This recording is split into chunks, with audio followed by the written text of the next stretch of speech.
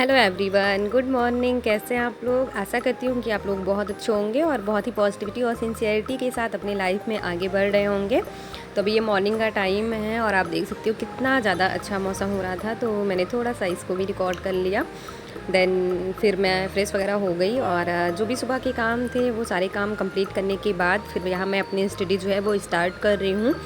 और ये जो आप अभी देख रहे हैं ये है मेरा सुपर टेट का सिलेबस, जो कि मैंने कोचिंग की थी। जब मैंने टेट और सी टेट क्लियर कर लिया था तो उसके बाद मैंने सुपर टेट की कोचिंग की थी, तो वहीं पे मुझे ये सिलेबस रिसीव हुआ था और उसके साथ ही ये सारी मेरी नोट्स हैं जो कि मैंने अभी निकाल ली है, क्योंकि अब मैं अच्छे तरीके से प्रिपरेशन करूँगी। क्योंकि आप सभी को पता है कि सुपर टेट की वैकेंसी के लिए कितना ज़्यादा प्रयास किया जा रहा है और बहुत कुछ पॉजिटिव रिस्पांस भी देखने को मिला है। तो कहीं ना कहीं एक उम्मीद है कि वैकेंसी आएगी ज़रूर, और अगर लेट भी करते हैं तो 2027 के पहले पहले वैकेंसी आएगी। और कंपटीशन कितना है आप सभी को पता ही है, कितने ज़्यादा बच्चे हो गए हैं और वैकेंसी बहुत टाइम से नहीं आई है। तो उस हिसाब से अगर हम अभी से अपनी प्रिपरेशन नहीं स्टार्ट करेंगे तो हम उस भीड़ में कहीं खो से जाएंगे। क्योंकि हम जो हाउस वाइफ होते हैं वो सिर्फ एक ही चीज़ को लेकर नहीं चल सकते हैं कि हमको पढ़ाई करनी है तो हम सिर्फ पढ़ाई को ही लेकर नहीं चल सकते हैं। हमारे साथ बहुत सारी रिस्पॉन्सिबिलिटियाँ होती हैं जिनको लेके हम चलते हैं, तो उतना प्रॉपर टाइम नहीं मिल पाता और मतलब मेंटली भी कहीं ना कहीं बहुत ज़्यादा थकान हो जाती है। तो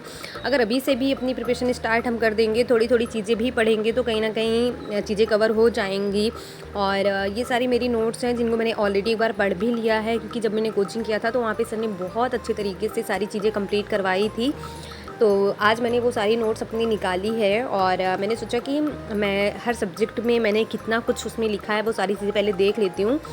तो जब मैंने अपनी सारी नोट्स इकट्ठा की और उसके बाद सारे मतलब नोट्स को सिलेबस से टॉपिक टू टॉपिक मिला लिया कि इतने इतने टॉपिक मेरे कंप्लीट हो गए थे। और कुछ सब्जेक्ट में थोड़ी बहुत चीज़ें हैं जो कि नहीं कंप्लीट हो पाई थी मेरी, पर वो चीज़ें मैं यूट्यूब से पढ़ लूँगी, क्योंकि सिलेबस है मेरे पास। तो बहुत ज़्यादा मतलब वो नहीं है कि मुझे टॉपिक नहीं पता है फिर मैं नहीं पढ़ पाऊँगी।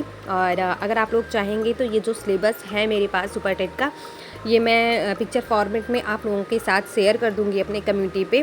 और हो सकता है कि सिलेबस चेंज हो जाए सुपर टेट का, पर बहुत सारी चीज़ें ऐसी हैं जो चेंज नहीं होने वाली हैं। आप सभी को पता ही है, क्योंकि आप लोग भी स्टडी कर रहे हैं तो आपको पता ही होगा कि क्या चीज़ें पढ़नी है, क्या चीज़ें स्किप करनी है, क्या चीज़ें मतलब चेंज हो सकती हैं। बहुत सारी कॉमन चीज़ें हैं जो हम लोग हर एग्ज़ाम में पढ़ते ही हैं, तो वो सारी चीज़ें मैं सोचती हूँ कि अभी मैं पढ़ूँ। और अभी आज मैंने सुबह के टाइम पे सीडीपी पढ़ी थी और वहाँ पे सर ने बहुत अच्छे तरीके से सीडीपी पढ़ाई है और मतलब काफ़ी लेंथी चैप्टर है उसमें। तो अभी जो है मैं यहाँ बाल मनोविज्ञान पढ़ रही थी और जो सुपर का सिलेबस है उसमें अगर आप सीडीपी देखेंगे तो वो 3 सेक्शन में है। और मतलब बाल मनोविज्ञान और जीवन कौशल और शिक्षण कौशल 3 तरीके का मतलब 3 टॉपिक हैं उसमें, जिसके अंदर 3 यूनिट हैं जिसके अंदर बहुत सारे टॉपिक्स हैं। तो अभी आज मैं बाल मनोविज्ञान पढ़ रही थी और उसका फर्स्ट जो चैप्टर है वो पढ़ रही थी, व्यक्ति विभिन्नता। तो सर ने वहाँ पे बहुत अच्छे तरीके से डिस्क्राइब किया है और पॉइंट टू पॉइंट कोई भी चीज़ सर ने मिस नहीं की है। तो मुझे थोड़ा टाइम लग गया उसको पढ़ने में, पर अभी भी वो चीज़ें कंप्लीट नहीं हुई हैं। और अब दोपहर का टाइम हो गया था तो अभी मैं आ गई थी किचन में लंच बनाने के लिए। और एक चीज़ मैं आप लोगों के साथ शेयर करना चाहती हूँ कि मेरा जो ब्लॉग है वो पहले हर अल्टरनेट डेज़ पे आता था, पर अब नहीं आता है। और उसके पीछे कुछ रीज़न है जो कि मैं बहुत जल्दी रिवील करूँगी कि क्या रीज़न है, किसकी वजह से ब्लॉग नहीं आ रहा है। मेरा खुद का पर्सनल रीज़न है जिसकी वजह से मैं डेली ब्लॉग नहीं अपलोड कर रही हूँ। पर हाँ, मैं पहले की तरह कभी कभी तो ऐसा होता है, जैसे मैं डेली ब्लॉग जब अपलोड करती थी तो अच्छे तरीके से 3-4 घंटे की पढ़ाई तो आराम से हो ही जाती थी, पर अभी इस टाइम पर नहीं हो पाती है। पर कोई नहीं, क्योंकि मैंने ब्लॉग भले ही शेयर करना डेली बंद कर दिया है, पर पढ़ाई को लेके मैं एक कंटिन्यूटी अब मेंटेन कर पाई हूँ। क्योंकि काफ़ी टाइम मैंने जब छोड़ दिया था बीच में तो फिर वो रिदम नहीं बन पा रहा था, और अब मैं कंटिन्यू पढ़ना स्टार्ट कर दिया है मैंने। पर मैं ब्लॉग जो है वो कंटिन्यू नहीं कर रही हूँ, कुछ टाइम बाद कर दूँगी, पर अभी जो है नहीं कर रही हूँ।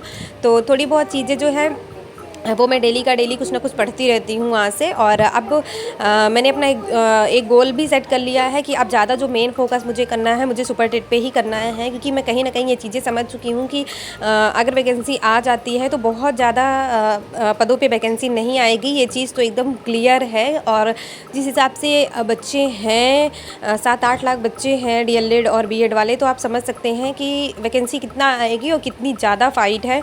तो चीज़ों को मैनेज करना फिर उस टाइम पे बहुत ज़्यादा मुश्किल हो जाएगा। अगर हम लोग इंतज़ार करेंगे कि वैकेंसी आए उसके बाद हम जो है पढ़ाई स्टार्ट करेंगे तो फिर बहुत ज़्यादा डिस्टरबेंस वहाँ पे क्रिएट हो जाएगी। और मैंने देखा है जब 69,000 की जो वैकेंसी थी उसमें मैंने देखा कि यूपी टेट हुआ था। यूपी टेट होने के मुझे लगता है 45 डेज़ बाद ही सुपर टेट का जो एग्ज़ाम है वो कंडक्ट करा लिया गया था, तो उसमें बहुत ज़्यादा टाइम नहीं मिला था। तो ये तो तय है कि अगर सुपर टेट की वैकेंसी आती है तो सुपर टेट के पहले आप लोगों को यूपी टेट देखने को मिल जाएगा।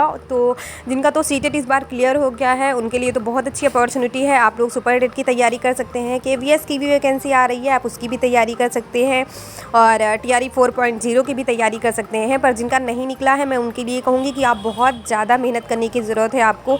आप अच्छे तरीके से लगन के साथ लग जाइए अभी से। अगर आपका सी टेट नहीं निकला है तो, क्योंकि दिसंबर में जो भी सी टेट होगा तो वो आप अच्छे तरीके से अभी से अगर आप स्टार्ट कर देंगे पढ़ाई तो आप क्वालिफाई कर लेंगे, क्योंकि बहुत सारी चीज़ें आपने ऑलरेडी पढ़ रखी है। कुछ ही नंबर से आप लोगों का रह गया हो गया, दो चार नंबर से रह गया होगा कि सी टेट नहीं निकला है। तो अगर आप अभी से प्रिपरेशन स्टार्ट कर देते हो, वहीं से चीज़ें कंटिन्यू करोगे तो आप अच्छे तरीके से जो है सी टेट का एग्ज़ाम दे पाओगे और क्वालिफाई कर पाओगे। लेकिन अगर आप अभी कुछ टाइम के लिए ब्रेक ले लोगे तो जो भी कुछ अभी आपने पढ़ा है वो सारी चीज़ें आपके माइंड से निकल जाएंगी और फिर से आप लोगों को स्टार्ट करना पड़ेगा जो है सी टेट के लिए प्रिपरेशन। तो फिर आप जीरो लेवल से स्टार्ट करोगे तो कहीं ना कहीं उसमें लॉस हो जाएगा आपका। तो अगर आपका सी टेट नहीं निकला है तो आप अभी से प्रिपरेशन स्टार्ट करिए और अच्छे तरीके से मेहनत करिए। दिसंबर में सी टेट का जो भी एग्ज़ाम है उसको क्लियर कर लीजिए और उसके बाद फिर शिक्षक भर्ती की प्रिपरेशन स्टार्ट कर दीजिए। और हो सकता है कि अगर सुपर टेट की वैकेंसी आएगी तो उसके पहले यूपी टेट आ जाएगा, तो जो भी मतलब यूपी के बच्चे हैं वो यूपी टेट की प्रिपरेशन करने लगेंगे। तो और फिर आपके ऊपर ना बहुत ज़्यादा बर्डन होने वाला है कि सी टेट यूपी टेट, क्योंकि आप सभी को पता है कि अगर आप यूपी टेट क्वालिफाई करते हो तो आप अपने स्टेट में फॉर्म भर सकते हो। अगर आप सी टेट क्वालिफाई करते हो तो आप अदर स्टेट में भी फॉर्म भरने के लिए एप्लीकेबल रहोगे। तो ये चीज़ें आप सभी को पता ही होंगी। तो कहीं ना कहीं दोनों एग्ज़ाम देना बहुत ज़्यादा ज़रूरी है और अगर यूपी टेट भी आ जाता है तो बहुत ज़्यादा बर्डन हो जाएगा। तो आप लोग भी अभी से प्रिपरेशन स्टार्ट कर दीजिए।